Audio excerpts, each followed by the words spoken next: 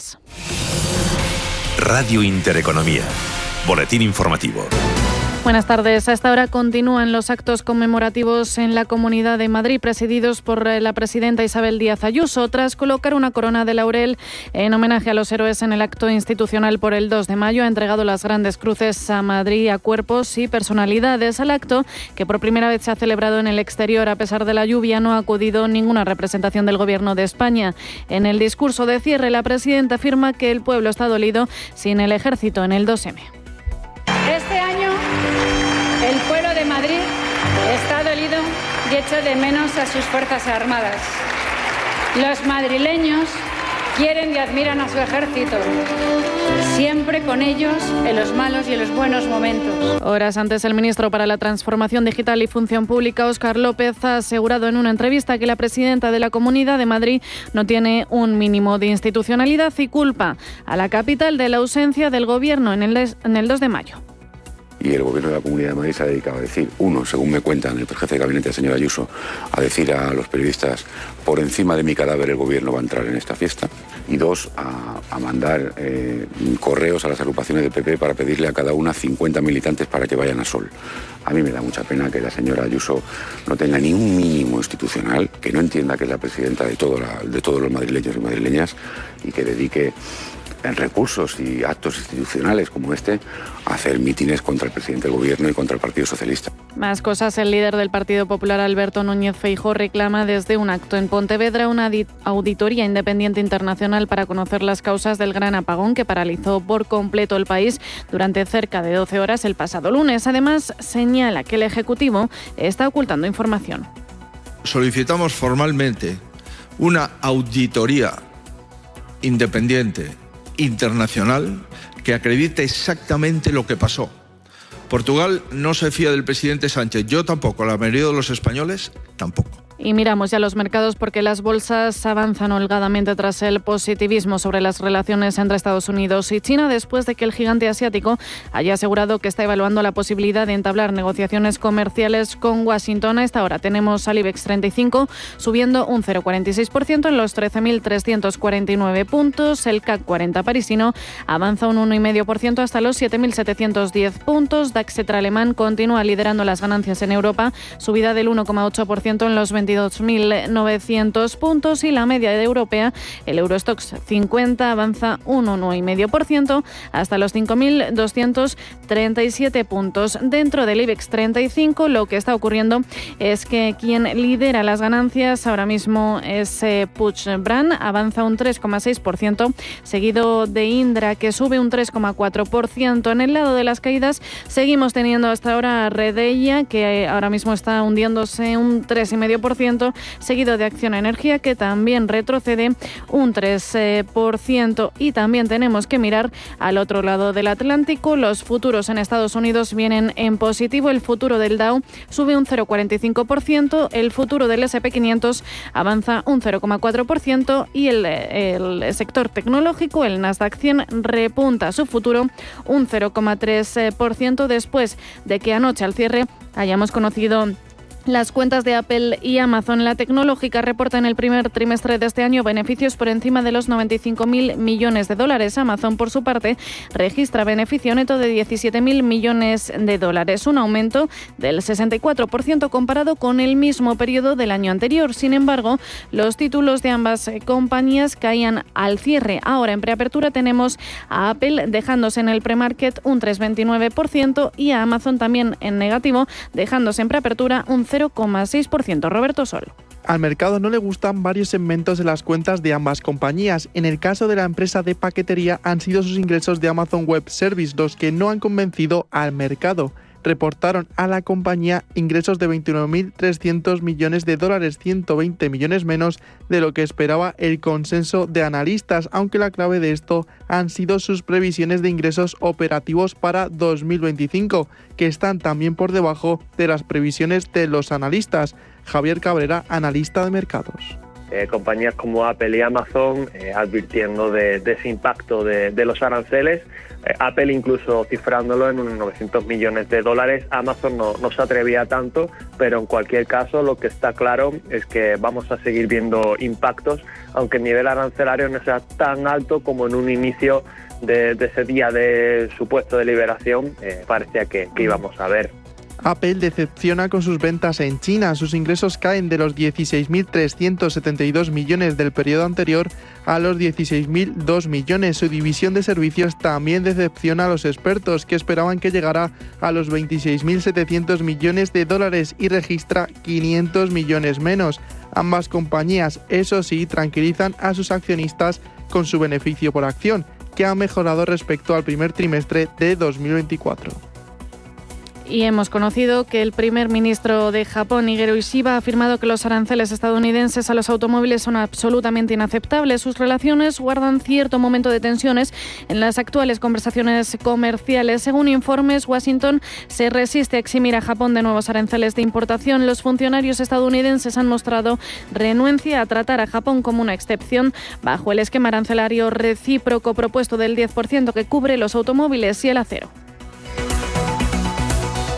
Continúan escuchando Radio Intereconomía. Pueden seguir la información en intereconomía.com.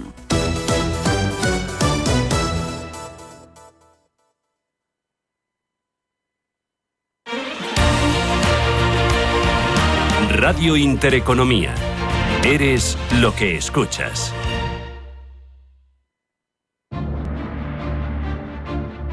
En Radio Intereconomía, Pulso Geopolítico. Análisis sobre los nuevos desafíos mundiales. Presenta Rafa Jiménez. Bienvenidos a Pulso Geopolítico, donde afrontamos de nuevo la figura de Donald Trump, especialmente enfocados en su deriva a futuro y las consecuencias que puede tener, sus aspiraciones, porque sabemos, desde su irrupción en la escena política estadounidense mundial, ha desafiado una y otra vez las convenciones, las normas establecidas, pero en su segundo mandato, la percepción de una deriva hacia un perfil de liderazgo que coquetea con lo monárquico parece intensificarse por momentos. Un autoritarismo que, como digo, raya con lo institucional y que es preocupante porque sus raíces se encuentran, por un lado, en su personalidad, lo sabemos, pero también en ciertas corrientes de pensamiento que buscan redefinir los fundamentos de la democracia liberal estadounidense. De hecho, que son especialmente críticos con esta reformulación porque quieren que sea mucho más radical, que no obedezca a la evolución paulatina de lo que comenzó en el siglo XVIII. Esta tendencia viene marcada por acciones, por declaraciones que sugieren claramente un deseo de perpetuarse en el poder más allá de los límites constitucionales, y esto plantea serios interrogantes sobre el futuro de la democracia en Estados Unidos, dado, además, que es el país, la potencia hegemónica global, también lo que hace es sembrar dudas sobre la estabilidad y las libertades en el resto del mundo. Ese tercer mandato posible de Trump, aunque ilegal ahora mismo bajo la actual legislación estadounidense, no es un mero rumor. La iniciativa, incluso de un miembro de su propio partido en el Congreso, para modificar la ley que limita a 2 mandatos los posibles para un presidente, es una señal preocupante. Que desde el seno del legislativo se plantee abiertamente, con una iniciativa que busca conseguirlo, alterar una enmienda constitucional fundamental para la alternancia democrática en la primera potencia mundial, es verdaderamente algo a tener en cuenta. En principio, parece que hay bastantes pocas probabilidades de que, al menos por los cauces democráticos habituales, esto se pueda conseguir. Hay un cierto consenso bipartidista histórico sobre el límite de mandatos y normalizan la idea de que una permanencia indefinida en el poder erosionaría el respeto por las reglas de juego democrático. Pero esto es inevitable, pone un punto más de picante a la situación porque viene también apoyado no solo por rumores, no solo por una iniciativa con escaso futuro legislativo, sino por la propia actividad empresarial de Trump, que se suma a esta narrativa. La comercialización de productos con su nombre y la fecha 2028, como cuando se presenta un candidato de forma completamente legítima a una campaña electoral en Estados Unidos, no es otra cosa que una promoción explícita de un posible tercer mandato que va más allá de la simple mercadotecnia política. Es una declaración de intenciones, una forma de tantear el terreno, de mantener viva entre la opinión pública la posibilidad en el imaginario colectivo de que se siga contando con su presencia en la Casa Blanca, pero al mismo tiempo también capitaliza económicamente la especulación, gana dinero, saca provecho, es un empresario y lo lleva en su ADN, es evidente, pero que desde un negocio privado se promueva activamente una opción que contraviene una ley fundamental de la primera potencia mundial, evidencia por un lado una audacia sin precedentes, pero por otro también una absoluta ausencia de respeto a los marcos legales que deberían ser exquisitamente observados, sobre todo cuando uno está ejerciendo el poder. El hecho de que un presidente en ejercicio especule con la posibilidad de ese tercer mandato, que hoy por hoy es ilegal, incluso bromeando, como lo hizo ante los periodistas, sobre métodos alternativos que no quería desvelar para poder hacerlo, es un síntoma verdaderamente preocupante sobre la salud del sistema democrático estadounidense. Es una tendencia, es obvio, la que vivimos hacia un liderazgo fuerte, centralizado, con aspiraciones de permanencia y que encuentra eco en ciertas corrientes de pensamiento que han ganado visibilidad en los últimos tiempos.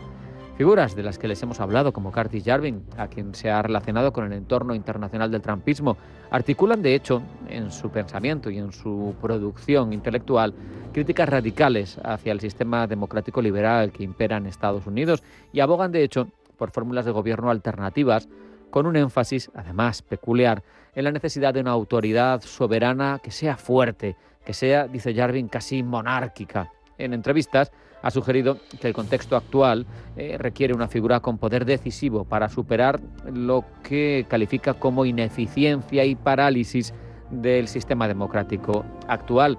Habría llegado, en su opinión, el momento de una monarquía fuerte. Necesitamos, dice Yarvin, un monarca, y esto refleja evidentemente una visión del poder y de la gobernanza que se aleja diametralmente de los principios de la República de Estados Unidos, de la división de poderes, de lo que arbitraron en su momento los padres de la nación que tanto invocan habitualmente los políticos de Estados Unidos. Es evidente que la crítica al Estado profundo, la desconfianza hacia los expertos y las instituciones tradicionales, así como la apelación directa hacia la voluntad popular por encima de los mecanismos de representación que tienen 250 años de historia, son elementos comunes que nutren esta deriva que tiene un peligroso aroma hacia autocracia y totalitarismo, porque ese sería el final hacia el que devendría una evolución política en la que se constituyera una permanencia en el poder sin límites, con una suerte de monarca, y en ese papel Donald Trump. Todo esto al final se inscribe en el deseo de alterar el orden establecido, de experimentar con nuevas formas de poder, de considerar que los límites, los corsés a los que nos ha sometido en un equilibrio de poderes y de contrapesos tradicionalmente la democracia que nos hemos dado en los últimos 2 siglos, desde el 18, ha sido agotada, y que en este momento en el que los que alternan con Estados Unidos por conseguir la hegemonía o por disputarle la hegemonía, como Rusia, como China, pues no se ven constreñidos por esos corsés, y que por tanto sería el momento de quitarlos, con todo el peligro que se supone, peligro para la estabilidad global, que se ha basado en gran medida en la previsibilidad de las instituciones democráticas, e incluso, por qué no decirlo, en el último siglo y medio casi, de las instituciones democráticas estadounidenses, que son las que han servido para oponerse a sistemas totalitarios. Pues eso es lo que ahora mismo está en juego, y unas simples gorras, unas simples camisetas con un merchandising pueden parecer inocentes, pero de ninguna manera lo son. Son síntomas, son indicios que igual luego a toro pasado nos lamentamos de no haber atendido. Vamos ya a un pequeño alto en el camino, a la vuelta los titulares de la información más relevante en el ámbito geopolítico que nos ofrece Blanca del Tronco. Antes, como digo, una pequeña parada publicitaria. No se marchen, sigue Pulso Geopolítico en Intereconomía.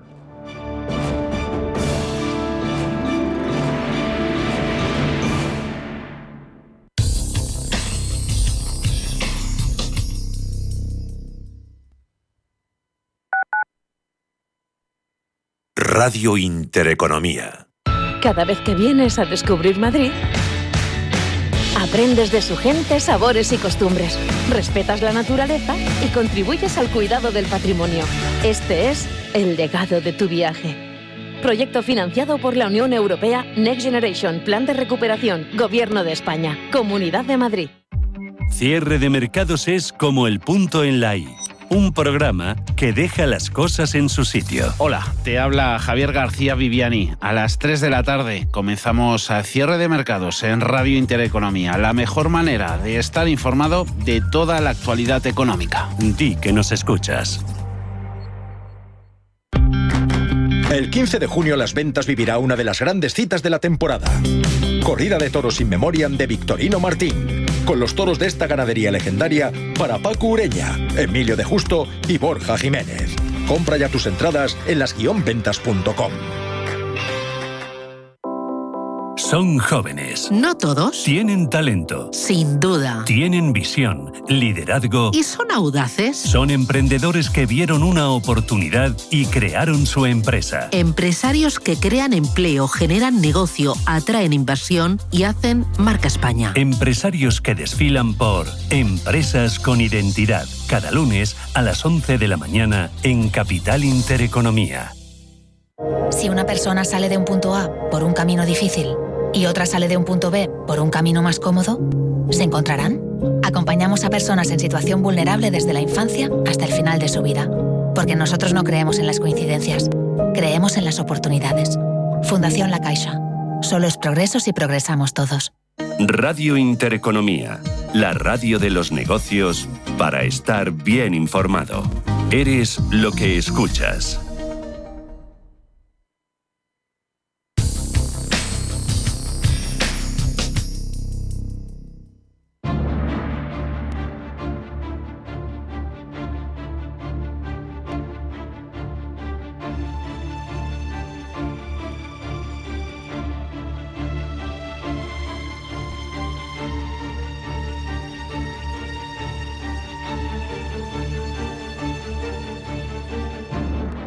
Sabemos que lo que sucede en Asia ahora mismo es lo más relevante por demografía, por cómo ha basculado el eje del mundo para toda la comunidad internacional. También sabemos que la lucha por el mar de China Meridional, o como quiera que lo llamemos, es importante por multitud de causas. Futuro geoestratégico de todo el mundo, geoeconomía. También sabemos que China aprieta con, por ejemplo, la creación de islas artificiales que le permiten operar y reclamar en paralelo soberanías. Otros países, sin embargo, no se han quedado parados y empiezan a sumarse a esta estrategia. Un asunto tan complejo que hemos invitado para que nos hable de ello a alguien que domina especialmente estas dos dimensiones, la seguridad geoestratégica y específicamente lo que atañe al mar. Por eso recibimos ya a Diego Cánovas, capitán de corbeta de la Armada en la Reserva y profesor del Campus Internacional para la Seguridad y la Defensa de CISDE. Diego, un placer tenerte de nuevo con nosotros. Buenas tardes. El placer es mío. Saludos cordiales, Rafa, y a la audiencia. Como decía, las islas artificiales han sido desde hace cierto tiempo una estrategia de China y hemos visto que Vietnam replica esta estrategia. ¿Qué significa, qué implica técnicamente construir una isla artificial en medio del mar y qué conlleva? Bueno, en primer lugar, quizá, Rafa, sería interesante dar una ligera pincelada a los espacios jurisdiccionales marítimos tal y como se entienden de acuerdo con el régimen de los océanos actual, que es tiene su pilar básico en la Convención sobre Derecho Marítimo, la CONVEMAR, ¿no?, de 1982. Bueno, pues ahí la verdad es que fue un gran avance para la humanidad, donde se delimita el mar territorial, que es hasta las 12 millas, y en ese mar territorial, pues digamos que es plena soberanía jurisdiccional del Estado ribereño. Pero más allá, saltándonos la zona contigua, ¿no?, que es a efectos fiscales, más allá, pues tenemos la zona económica exclusiva, que puede llegar hasta 200 millas, con una soberanía limitada sobre los recursos naturales y sobre los recursos del subsuelo marino, pero no es una soberanía completa. Además, se puede extender hasta las 350 millas en el caso de que la plataforma continental sumergida pues vaya más allá de las 200 millas desde las líneas de referencia de la costa. Bien, una vez dicho esto, en el mar del sur de China meridional se dan una serie de solapes, ¿no?, en cuanto a las aspiraciones de los 6 países, si contamos que Taiwán no es un país independiente de jure, aunque de facto se comporte como tal, ¿no? Pero los estados asiáticos, ninguno reconoce a Taiwán como estado independiente, por tanto, para ellos Taiwán es una provincia china, una provincia díscola, pero una provincia china, de la República Popular China. Una vez dicho esto, pues lo que ha pretendido China, sobre todo pues con posterioridad, de una manera agresiva a Deng Xiaoping, ¿no? Pues es ampliar su zona económica exclusiva, extendida, basada no solamente en la CONVEMAR, de la que es parte, sino también sobre la base de unos derechos históricos que teóricamente a los que uno renuncia cuando se adhiere al derecho codificado, ¿no? A un tratado internacional. Qué bueno. Y por tanto, pues ahí eso supone excluir, ¿no? Porque es una cuestión distributiva. Lo que yo quiera, pues lo pierdes tú, ¿no? Entonces, excluir al resto de estados ribereños de una masa enorme, ¿no? Y entonces, ¿cómo lo hace, no? Bueno, en primer lugar, pues lo hace estableciendo islotes artificiales. La CONVEMAR no contempla el establecimiento de islas artificiales fuera de la zona económica exclusiva, es decir, en la alta mar, donde nadie tiene jurisdicción, pero para China ellos tienen una jurisdicción ahí, un derecho histórico a tener jurisdicción en toda esa zona del mar. ¿Qué es lo que sucede en esta zona? Bueno, evidentemente entre el 60 y el 80% de los suministros energéticos, no solo de China, sino también de los estados ribereños, pasan por ahí. También pasa un tercio del comercio mundial. También hay recursos naturales, aunque de momento son estimaciones, pero la mayoría, ¿no? Pero eso supone, y aunque se tratara de zona económica exclusiva, habría derecho de navegación y de sobrevuelo, pero en el caso de que China lo consiguiera, que esto se reconociera, todo el mar de China meridional, como zona económica exclusiva extendida, pues lo pondría en una situación realmente muy poderosa. Claro. Hay que tener en cuenta que, y entonces ahí los islotes que se están estableciendo, pues sirven para varias funciones. Una de ellas, por supuesto, establecer localizaciones para destacamentos militares y también, evidentemente, que sirvan de plataforma para futuras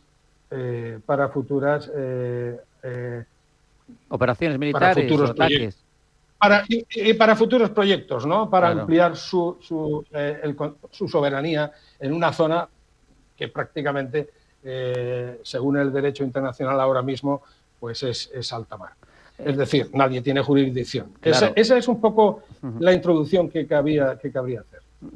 Por lo que me dices, claro, al final esto, más allá de cómo encaja con CONVEMAR, al final tiene implicaciones geopolíticas, ¿no? Si tú tienes islas artificiales en una zona tan estratégica que te permiten ser bases para ser utilizadas en otras operaciones, ¿esto altera el equilibrio de poder regional en la zona, en tu opinión, Diego?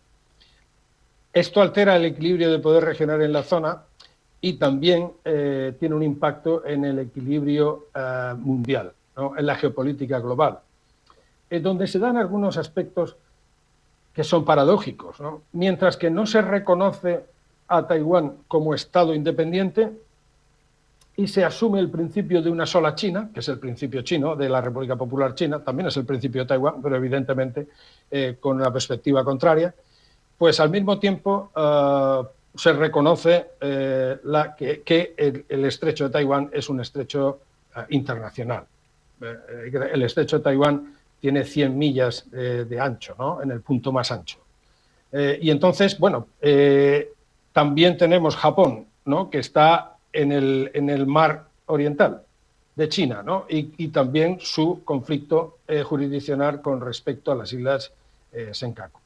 Estados Unidos, evidentemente, para China es una cuestión de espacio vital que podemos trasladar a otros lugares del mundo. Mismo concepto, ¿no? Es el espacio inmediato que tiene que controlar necesariamente. Y me decías. No, es que estaba pensando que esto genera verdadera complicación internacional, porque con lo que nos planteabas de ese derecho, de ese CONVEMAR y esos solapes, yo no sé cómo se solucionan, porque en muchas partes del mundo se van a producir solapes de este tipo, entonces no sé qué va a pesar más. De hecho. ¿Qué es lo que pesa? De hecho se dan. Claro. A ver, evidentemente la Carta de Naciones Unidas, que debe de ser asumida por todo el mundo, parte de la ONU, pues establece en el capítulo 6 los medios pacíficos para la resolución de controversias. Los medios pacíficos para la resolución de controversias son el arbitraje, la mediación, la negociación, los buenos oficios. Pero, claro, sería un poco ingenuo, ¿no? Un poco inocente pensar que siempre es fácil hacerlo, porque la negociación, ¿cuándo se abre un espacio de negociación? Se abre un espacio de negociación cuando las partes llegan a la conclusión, todas las partes, de que no pueden alcanzar sus objetivos con las acciones actuales. Eso será en todas las situaciones de conflicto, sea el conflicto de la naturaleza que sea. Y, por tanto, ahí también se da. ¿Qué tenemos? Tenemos alguna organización que es el Tribunal Permanente de Arbitraje o Corte Permanente de Arbitraje, que está en La Haya. Pero claro, primero es prácticamente imposible imponer un laudo arbitral. Claro. O sea, no hay fuerza. También para que las partes en conflicto admitan el laudo, tienen que hacerlo de antemano. Y aún así, y lo hemos visto entre Argentina y Chile, con la parte sur del país, el canal de Beagle, por ejemplo, lo hemos visto que aún así una de las partes, en concreto Argentina, pues se negó a cumplir. En el caso de Filipinas, de la causa de Filipinas contra China, en la Corte Permanente de Arbitraje, pues le dio la razón a Filipinas. Bueno, China, evidentemente, dijo que primero había que negociar antes de ir al arbitrio de la Corte y nunca lo asumió, ¿no? En concreto por las Islas Spratly, que dio la razón a Filipinas. En este caso, llama la atención un poco la falta de conocimiento que todavía tenemos, ¿no?, en cuanto a la perspectiva china y a las referencias chinas, ¿no? ¿Por qué China ha tenido un acuerdo de delimitación de espacios jurisdiccionales con Vietnam en el Golfo de Tonkin e incluso un acuerdo de pesca en el año 2004 y no lo tiene en el resto? El enfoque de China es un enfoque muy inteligente, porque es un enfoque por la vía de los hechos consumados y al mismo tiempo trata de establecer una relación en estrella, digamos, bilateral con todas las partes, ¿no? Y va a ser difícil descabalgar a China. Sin embargo, están en un statu quo que de momento no se va a mover. De momento no hemos tenido violencia, hay que recordar, y se aprobó un código de conducta, ¿no?, para evitar situaciones extremas, ¿no? Nos vamos a ir. Es un tema interesantísimo, pero es que el tiempo vuela en la radio, Diego, ya lo sabes. Hemos aprendido, y a mí me resulta este tema especialmente fascinante por toda esa colusión de intereses en muchos casos gravísimos. Bueno, tenemos casos en todas partes. Tenemos casos con Marruecos, con nosotros, con las aguas canarias, pero tenemos un caso también fascinante del paso del noroeste, que Canadá piensa que son aguas internas, Estados Unidos dice que son externas, y eso cambia radicalmente cómo se gestiona un territorio que se está deshelando y que va a ser fundamental en la logística mundial. Pero como estamos hablando de geopolítica, te pido una reflexión de mojarte. Si termina controlando todo ese estrecho China y termina siendo de facto o de jure, me da igual, pero reconocido como, no reconocido, usado como lo que decías tú, esa política de hechos consumados, ¿no?, por parte de China, ¿esto supondrá un cambio cualitativo respecto de su capacidad de proyección hacia el Pacífico y hacia más allá de su territorio natural histórico?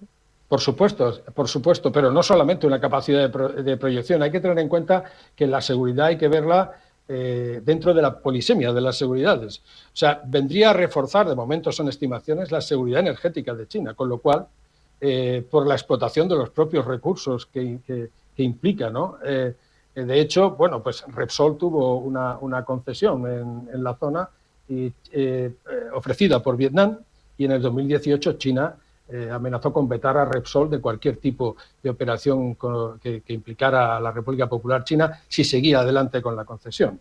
Es decir, sí, por supuesto que sí. Hay una cuestión, Rafa, que me gustaría señalar muy brevemente. El grupo de combate del Príncipe de Gales está, si no ha salido ya de Portsmouth, va a salir con destino al mar de China.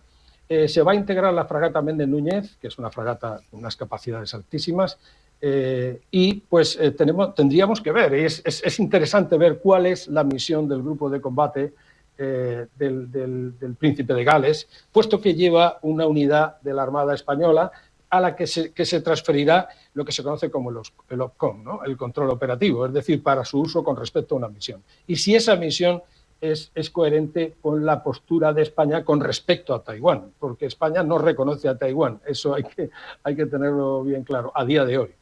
Pues con eso nos vamos a marchar. Diego Cánovas, profesor de CISDE, muchas gracias. Como siempre hemos aprendido un montón de un tema que es fascinante, al que no muy a menudo se le da espacio y que es fundamental, me parece, para entender tanto la geoeconomía como la geopolítica global.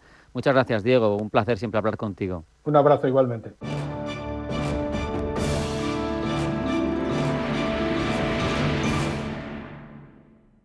¿Tu vehículo es tu herramienta de trabajo? Alquiver es el renting realmente flexible. La solución para tener tu vehículo siempre operativo y con todos los servicios en una cuota mensual fija, sin permanencias ni sorpresas. Alquiver, la compañía pionera con la más completa gama de vehículos de renting flexible para empresas en España. Infórmate en el 900 700 009 o en alquiver.es.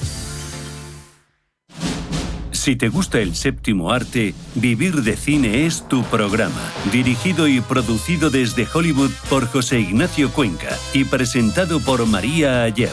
Toda la actualidad del cine, estrenos, festivales y críticas, sin olvidar los clásicos. Los viernes a las 12 de la noche, Vivir de Cine, en Radio Intereconomía. Cada sábado, en Rienda Suelta, te contamos todo lo que se cuece en el panorama ecuestre. Deporte, actualidad, ocio, cultura, tradición, salud y mucho más. De 2 a 3 de la tarde, todos los sábados, en Radio Intereconomía, galopamos en las ondas con Rienda Suelta.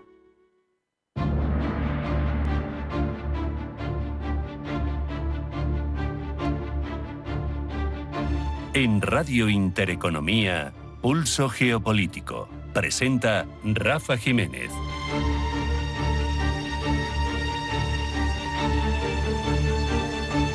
Hablamos los próximos minutos de Hisdesat, una compañía española, proveedora internacional de servicios de comunicaciones por satélite para aplicaciones tanto militares como gubernamentales y que se ha erigido, por méritos propios, en noticia tras el lanzamiento con un Falcon 9 de SpaceX desde Cabo Cañaveral del satélite SpainSat NG-1, el más pesado, el más grande, con la tecnología más compleja hasta la fecha y que tiene una serie de hitos que merece la pena poner en valor. Y para ello nadie mejor que Miguel Ángel García Primo, que es director general de Hisdesat. Miguel Ángel, bienvenido, gracias por estar aquí, buenas tardes. Buenas tardes y un placer estar aquí con vosotros. Ponnos en contexto, yo he leído por activa y por pasiva que esto es histórico. ¿Es histórico? ¿Por qué? Sí, lo es por las razones que has dicho tú antes, es decir, estamos hablando del satélite o los satélites más grandes en tamaño, más grandes en presupuesto, con más desarrollo tecnológico, con más I+D, investigación y desarrollo incluidas en el propio satélite. Son los satélites que más contribución han tenido de la industria nacional, más del 45% de las piezas del satélite están hechas en España, y además no cualquier pieza, sino la parte más compleja del satélite, que es la carga útil de comunicaciones seguras del satélite, ¿no? Y además es un satélite que va a servir para el Gobierno de España, para las Fuerzas Armadas españolas, pero también para nuestros aliados. Va a dar servicio a la Unión Europea en el programa GOVSATCOM, va a dar servicio a la OTAN en sus comunicaciones seguras, porque es un satélite que cumple con los exigentes requisitos de seguridad que tiene incluso la Alianza Atlántica. Esto, en materia de autonomía estratégica, al final, tener en órbita un satélite de este tipo te hace distinto, te hace entrar en un club diferente. Sin duda.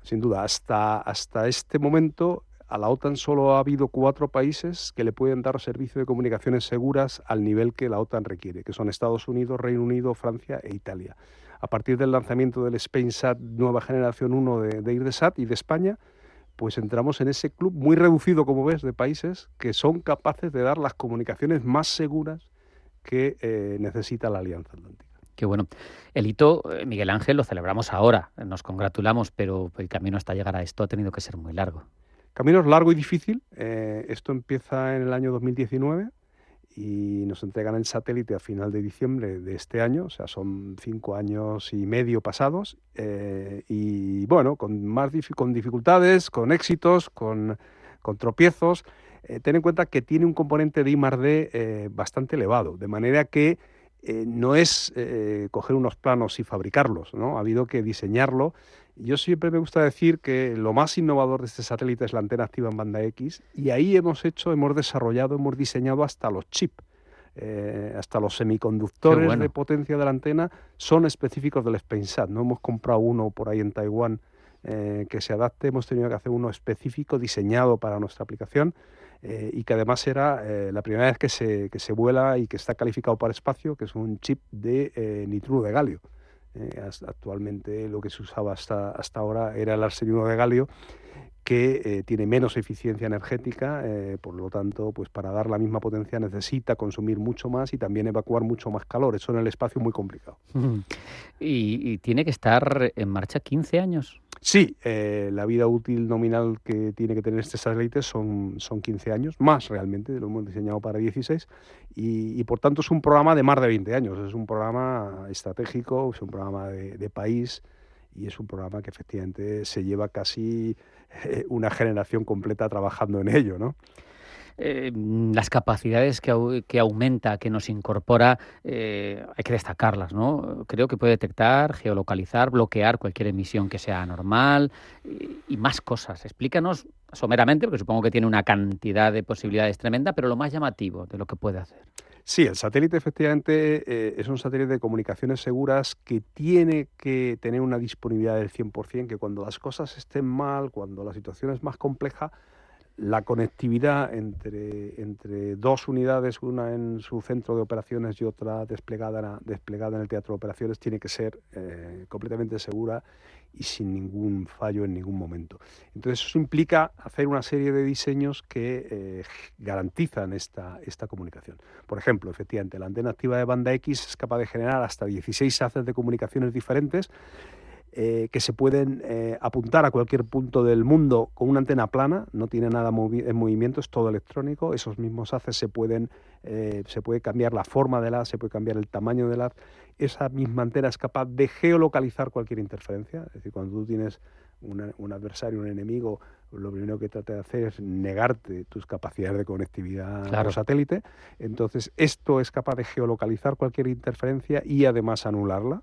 Es muy importante, y es capaz de cambiar de frecuencias, es capaz de adaptar la frecuencia y la potencia necesaria en cada momento. Es un satélite definido por software, es decir, en un momento determinado nosotros le podemos cambiar la configuración y un segundo después volvérsela a cambiar desde nuestro centro de control ubicado en Hoyo de Manzanares. Eso te iba a preguntar, ¿cómo se controla un satélite tan avanzado? Bueno, pues es complejo, efectivamente, es más complejo. Tenemos que estar a H24 365 días al año detrás de él.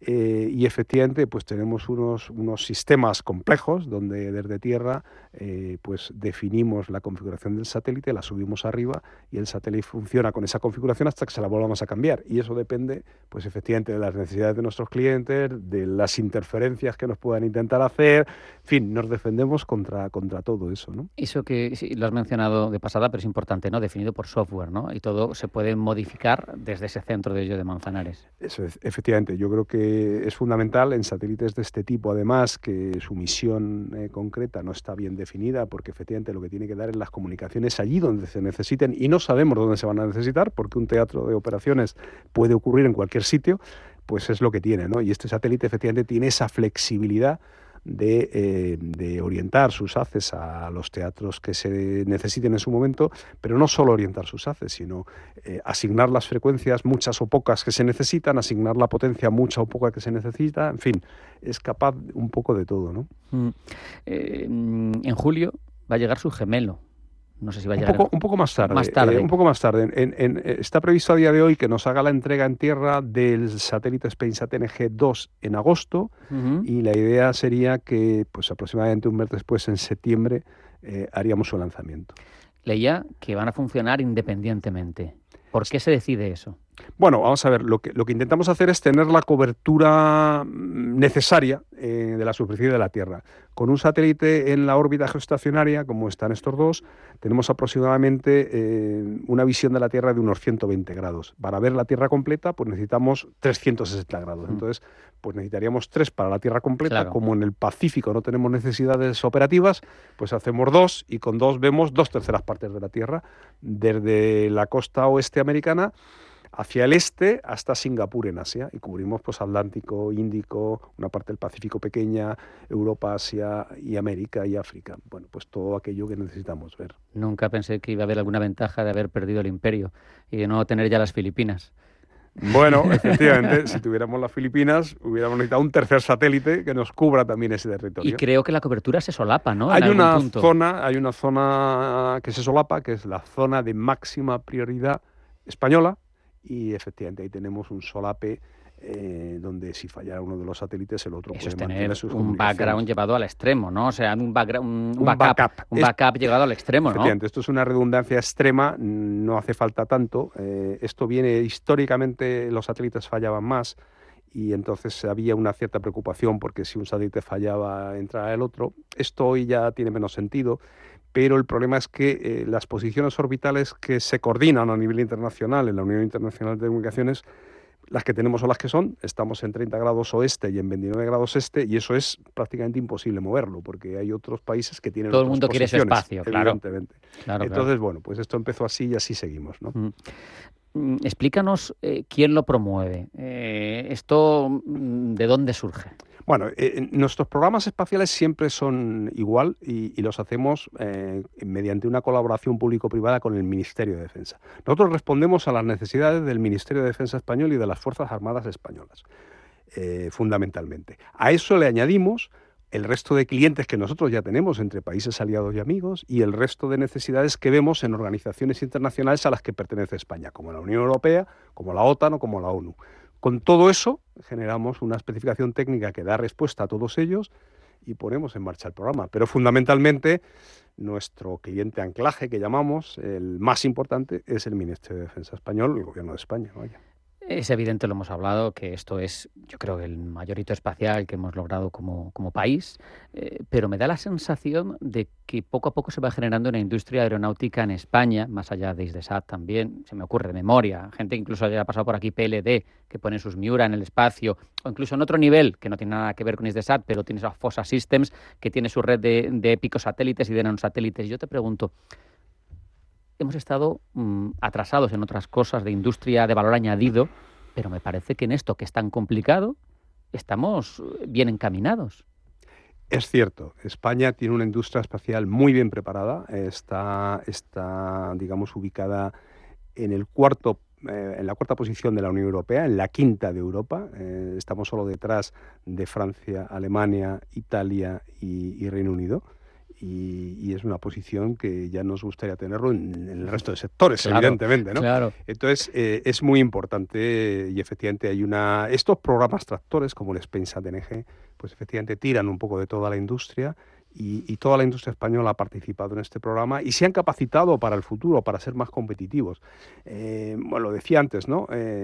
4 países que son capaces de dar servicio a la OTAN de este nivel de comunicaciones seguras, y ahora somos un quinto. O sea, estamos siempre hablando, y este quinto ya es a nivel mundial, no a nivel europeo solo. Es decir, en comunicaciones seguras por satélite estamos incluso mejor que en espacio de forma general, ¿no? Qué bueno. Entonces, sí, es un sector especialmente, digamos, bien representado por las industrias españolas en el mundo. Qué bueno. Te quería preguntar también, Miguel Ángel, lo que es un poco... Hisdesat lleva desde 2001.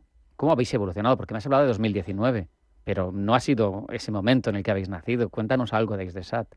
Bueno, Hisdesat efectivamente es una empresa que pone en marcha con la iniciativa del Ministerio de Defensa y de 4 empresas nacionales de espacio, Ministerio de Defensa, Hispasat, Airbus, Indra y Sener, lo pone en marcha para proporcionar las comunicaciones seguras por satélite al Ministerio de Defensa fundamentalmente en aquella época. Pero ya entonces teníamos esa visión también internacional, ¿no? de vender y ofrecer estas capacidades también a nuestros socios, ¿no? Entonces, desde entonces, pues hemos tenido 2 satélites en órbita, el SpainSat y el Extareur.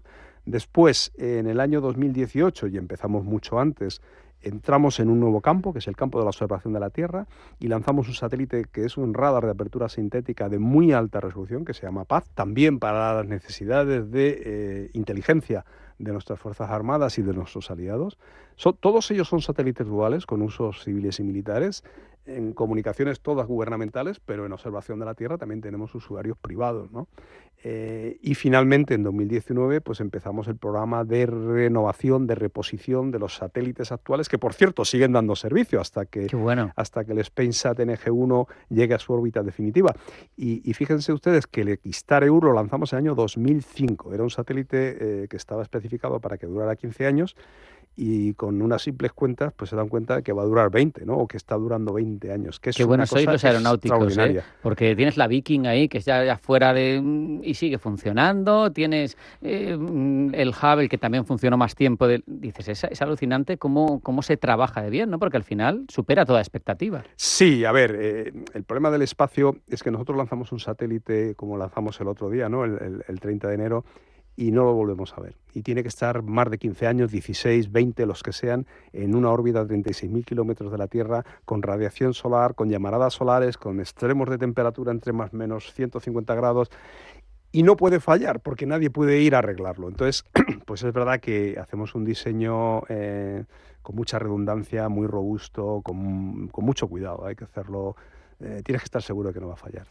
Para terminar, Miguel Ángel, te voy a preguntar si tenéis ya, aunque sea esbozados, los pasos siguientes tras el SpainSat NG-2. Porque tendrá que venir algo. Esto no surge de un día para otro. No, los programas espaciales llevan mucho tiempo de preparación.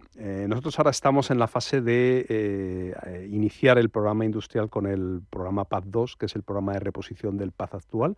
PAZ actual ya va a cumplir 7 años ahora en febrero. Lo lanzamos, creo que fue el 18 o el 20, ya se me olvida, de febrero del año 2018, y tenemos que renovarlo ya. Entonces, bueno, ya firmamos un protocolo de actuación, un protocolo general de actuaciones con el Ministerio de Defensa, y estamos ahora pues en la fase de negociación con toda la industria nacional para poner en marcha este nuevo programa PAZ-2, que va a ser un programa también de última generación en radar de apertura sintética con una resolución impresionante.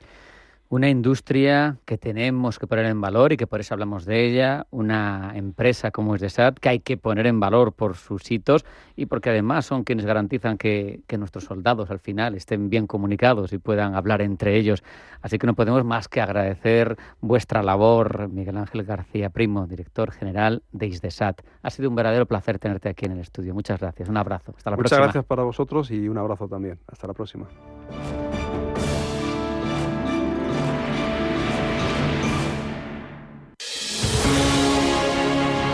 Desde Caja Rural queremos apoyar a quienes permanecen aquí y depositan su confianza en nosotros por cercanía, eficacia, profesionalidad y compromiso con nuestra tierra. Caja Rural de Zamora. Gente como tú. Gran Hotel Inglés te ofrece todos los sábados el aperitivo más castizo acompañado de música en directo y las mejores tapas para degustar. Y si lo tuyo son los domingos, disfruta y diviértete con su show brunch con música en directo, espectáculos, cócteles, champán y buena comida. GranHotelInglés.com, tu hotel de lujo en Madrid. La Hora de Miguel Ángel es un programa dedicado a la salud y la prevención de enfermedades. Con un lenguaje claro y sencillo, te explica cómo llevar una vida saludable. La Hora de Miguel Ángel, todas las noches a las 12 en Radio Intereconomía.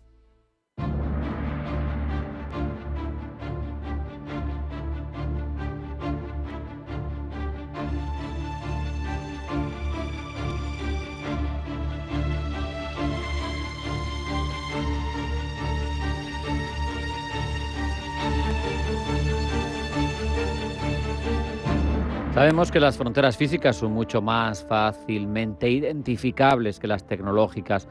Es un hecho, sin embargo, que los países intentan poner algo de límites también a lo que sucede con las telecomunicaciones, con la web. Hemos visto la reticencia, por ejemplo, a implementar las redes 5G de Huawei en Occidente, aunque estaba muy avanzada respecto de las compañías occidentales, o el empeño de Estados Unidos, que todavía está en ello, de que TikTok se marche de su territorio o se venda a una empresa del país. Debajo de todo ello subyace el miedo a que informaciones sensibles lleguen a los rivales geopolíticos, pero claro, también peligran en ese empeño ciertos derechos.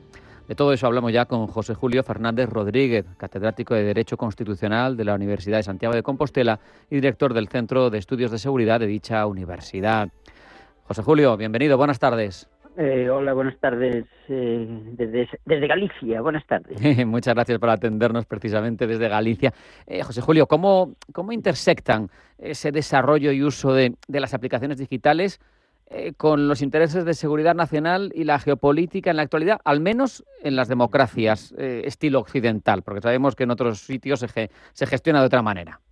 Pues sí, estamos en unos momentos convulsos, abiertos, donde estamos redefiniendo categorías e ideas.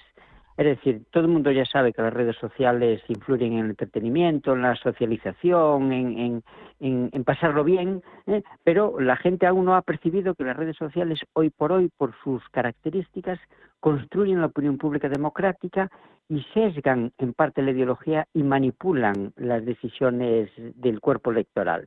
Por eso han entrado ya en el ámbito geopolítico y por eso varias democracias, no solo Estados Unidos, están planteando si hay que controlar más o menos a las redes sociales y sobre todo determinar que sus empresas propietarias pues cumplen estándares democráticos o no. Este es el debate que está sobre la mesa, un debate muy relevante de cara a los próximos años. Claro, pero como decía, surgen dudas. Por un lado, pongo el ejemplo de Huawei. Si una empresa, que sabemos que las empresas en China todas tienen o una participación directa o un comisariado por parte del Partido Comunista y del gobierno dentro de las mismas, y si esa empresa es la que controla las redes por las que transita la información, en muchos casos de seguridad nacional de un país, sabemos que eso es un riesgo en principio. Pero claro, ¿cómo combinas eso con respetar? Sí. En efecto. Es decir, los derechos fundamentales no son absolutos, ¿no? Tampoco la libertad de expresión y de información. Entonces, cuando hay conflictos de derechos, como aquí, como en estos casos del control o no de las redes sociales, tenemos que buscar un equilibrio, tenemos que buscar una ponderación. Por un lado, en la balanza hipotética que está la libertad de expresión, la necesidad de manifestarse libremente la ciudadanía en función de su ideología o de sus percepciones o opiniones. Pero en el otro lado de la balanza que está el riesgo de espionaje, de cooperación con gobiernos extranjeros, la manipulación algorítmica que comentaba antes, que sesga por esas cámaras eco, por esas burbujas de algorítmicas en las que funcionan las redes sociales, que sesga la población, y por la guerra tecnológica también, que en este caso en concreto China y Estados Unidos mantienen, ¿no? También se critica en el entorno de este debate en Estados Unidos que, bien, se entiende que haya esta búsqueda de ponderación entre los intereses en juego, pero se dice, es que faltan pruebas contundentes. ¿Por qué controlar a TikTok y no controlar a Meta o a Google, que también sesgan y manipulan? Bueno, esta explicación es fácil, TikTok porque es chino, claro, los otros son norteamericanos. También se critica en Estados Unidos el impacto negativo económico y social, es decir, hay millones, vi la información hace poco, 7 millones de negocios en Estados Unidos usan TikTok específicamente para la publicidad. ¿Por qué? Porque su algoritmo capta muy bien la atención, es un algoritmo es el más sofisticado de todas las redes sociales. Y también hay creadores de contenido, periodistas independientes, movimientos sociales que usan TikTok para expresarse y para moverse. Y claro, entonces hay intereses contrapuestos y razones bien argumentadas y legítimas en los dos pares de la balanza, los dos ámbitos de la balanza. ¿Cuál pesa más? Yo creo que en el contexto actual pesa más el riesgo de seguridad geopolítica, ¿no? Que TikTok pues le robe secretos de Estado y manipule a la opinión pública norteamericana. Yo creo que aquí los norteamericanos, que en su momento aprobaron hace un año una ley específicamente para controlar redes que estén en propiedad de empresas extranjeras, pues yo creo que tiene más sentido que las otras posiciones, también legítimas, pero creo que tiene menos fuerza argumentativa. No nos gusta, supongo, a la mayoría de los occidentales ese férreo control que tiene China de sus redes. ¿Quién vigila que aquí no se transfiera, que no se traspase, mejor dicho, ese control razonable que explicaba? Hay que tener aquí primando más la seguridad nacional, como estamos viendo, y que teniendo en cuenta que los derechos no son absolutos, pero ¿quién vigila que eso no suceda? Porque los tribunales, evidentemente, que tienen su parte de responsabilidad aquí, están sujetos a unas legislaciones que muchas veces no están actualizadas al ritmo de la rapidez con la que van las tecnologías. Sí, un problema conceptual es el problema jurídico, es decir, que el derecho no va por delante de la tecnología. El derecho, por definición, reacciona ante los problemas que surgen, ¿no? Regula los problemas que surgen, no los anticipa, ¿no? Entonces, el derecho que regula la tecnología suele haber una brecha, un cierto desajuste, porque va un poco por detrás. Y por eso en la Unión Europea ha habido normas estos años bastante avanzadas que trataban de un poquito anticiparse. Quizá la más relevante es un reglamento que regula servicios digitales, que obliga a las empresas tecnológicas que operan en Europa, a las plataformas que operan en Europa, bueno, a autocontrolarse, a ser transparentes en sus algoritmos, a evitar contenidos manipulados. Bueno, esta normativa europea, si se aplica correctamente, podría servirnos al entorno europeo para, bueno, controlar, por ejemplo, pues que las redes extranjeras no manipulen a nuestra población. Muy difícil, ¿no? Porque, claro, necesitamos grupos cualificados que supervisen esto, gobiernos que estén dispuestos a asumir ese reto de enfrentamiento geopolítica con China, que es el problema principal, ¿no? Pero yo creo que es inevitable, es decir, es inevitable. Si queremos construir una democracia de calidad en la que no dejemos campar en la anarquía a las redes y a Internet, pues tendremos que hacer un control mínimo de los contenidos lesivos o nocivos que suponen para la democracia. Yo creo que es inevitable. José Julio, has mencionado algunos de los elementos que tendrían que tener algo de responsabilidad aquí, seguro, sin duda, pero quizá también todo se completaría si se lograra una mayor alfabetización digital también del individuo, ¿no? En efecto, eso lo dejaba para el final, en efecto.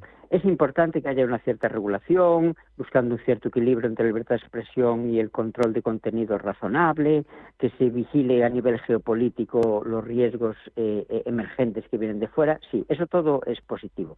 Pero no cabe duda que el fondo del asunto, el gran antídoto frente a esto es favorecer el fortalecimiento democrático de la ciudadanía. Que nuestros ciudadanos sean conocedores con capacidad crítica de cómo es el mundo y de los riesgos que hay y que los manipulen. Este es el reto, pero este es un reto muy complicado, porque esto supone que todo el sistema educativo europeo, en español en este caso, pues tiene que estar preparado para formar a sus chicos, chicas, hombres, mujeres, con capacidad crítica suficiente para vivir el siglo XXI. Esto significa que todos los miles de profesores que estamos en España tenemos que tener una formación y cultura democrática, fortalecida democráticamente, para saber transmitir esto a nuestro estudiantado y alumnado. Sí, esto es muy bonito en teoría, pero en la práctica ya sabemos que la educación de calidad es complicada, necesita mucho dinero, mucho tiempo, mucha cualificación y dirigentes en los organismos de educación con suficientes miras de futuro y proactivas para hacerlo, cosa que a día de hoy es difícil. Es curioso porque todo esto va en positivo, cualquier avance tecnológico, se establecen normas, como bien nos explicabas, para evitar excesos, pero al final le da a uno la sensación de que incluso estando todo bien, hay un toque orwelliano en esta tecnología que tenemos, que nos sigue a todas partes, que sabe todo de nosotros y que merma un poco la calidad de independencia y libertad y de democracia que vive el individuo en la sociedad moderna. Pues sí, esto es lo que también debemos enseñar a nuestra sociedad, que el momento actual de una segunda fase de sociedad de la información, con las tecnologías disruptivas, con la inteligencia artificial, con las redes sociales tan invasivas, pues va a hacer que nuestra privacidad del presente y el futuro sea menor que la que teníamos hace 50, 100 años. Esto es evidente, hay que asumirlo, pero hay que contextualizarlo correctamente y saber que es así y tener pues sentido y lógica democrática pues para, por ejemplo, no exhibirnos en las redes privadas, no exhibir la privacidad en las redes públicas, por ejemplo, claro. ¿No? Gran parte de las brechas de seguridad que existen a nivel de ciberseguridad, de protección de datos, es la falta de concienciación del usuario, es las meteduras de pata que hace el consumidor que cae en los engaños del phishing o que sube fotos que no debía subir y después es objeto de manipulación o de extorsiones por esas fotos, ¿no? O sea, el 90% de los problemas de pérdidas de privacidad son provocadas por la irreflexión del usuario, del consumidor, cae en su propio autoengaño, pensando que las cosas son de una forma que no lo son. Todo lo que sube a Internet prácticamente es imposible de que baje. Queda en una forma u otra un rastro. Y eso tiene que saber la gente y actuar en consecuencia. Responsabilidad, claro que sí. Tenemos que despedirnos. José Julio Fernández Rodríguez, catedrático de Derecho Constitucional de la Universidad de Santiago de Compostela, director de CSEG. Muchas gracias. Un abrazo. Hasta la próxima. Gracias. Un abrazo. Hasta la próxima. Adiós. Hasta aquí hemos llegado. Impulso Geopolítico. Sean felices, pasen buena tarde y sigan fieles a la emisión de Radio Intereconomía.